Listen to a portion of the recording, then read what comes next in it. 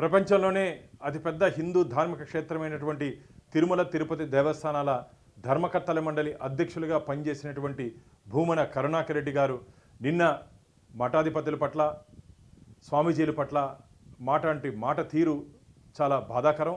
వెంటనే ఆ మాటలను వెనక్కి తీసుకొని హిందువులకి స్వామీజీలకి బహిరంగ క్షమాపణ చెప్పాలని చెప్పి నేను డిమాండ్ చేస్తున్నాను. అయ్యా కరుణాకర్ రెడ్డి గారు, స్వామివారి చెంత 2 పర్యాయాలు అధ్యక్షులుగా 2 పర్యాయాలు ధర్మకర్తల మండలి సభ్యులుగా పనిచేసినట్టు మీరు హిందూ సాంప్రదాయాల్ని గౌరవించాలి తప్ప ఇలా హిందూ సాంప్రదాయాల్ని గౌరవించి హిందూ సాంప్రదాయాల్ని అనుసరిస్తున్నటువంటి స్వామీజీల పట్ల మీరు ఇలా నీచంగా మాట్లాడడం చాలా బాధాకరమైన సంఘటన. దీన్ని బట్టి మీ మనసులో హిందువులపై స్వామీజీలపై ఏ విధంగా ద్వేషం ఉందో అర్థమవుతోంది.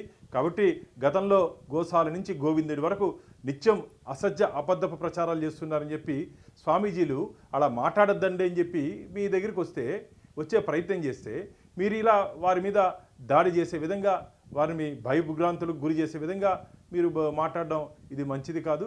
వెంటనే మీ మాటలు వెనక్కి తీసుకోవాలని చెప్పి నేను డిమాండ్ చేస్తున్నాను. కరుణాకర్ రెడ్డి గారు, మీరు భగవంతుడి మీద కానీ దేవస్థానాల మీద కానీ దేవుళ్ళ మీద కానీ మాట్లాడే నైతిక హక్కు మీరు కోల్పోయారు.